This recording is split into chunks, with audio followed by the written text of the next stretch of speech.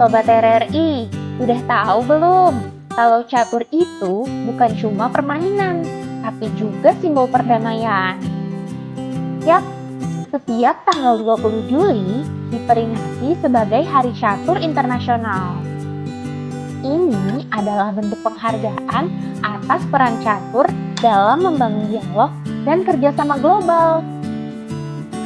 Kerennya, permainan ini sudah ada lebih dari 1000 tahun loh.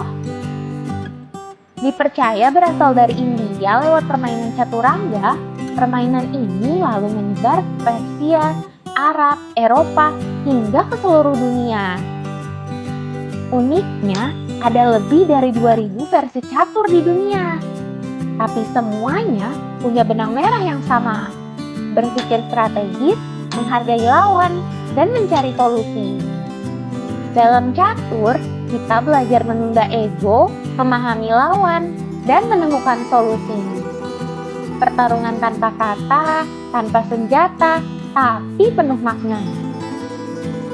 Catur bukan sekedar permainan, tapi cara dunia berdialog dalam damai. Selamat Hari Catur Internasional, Sobat RRI!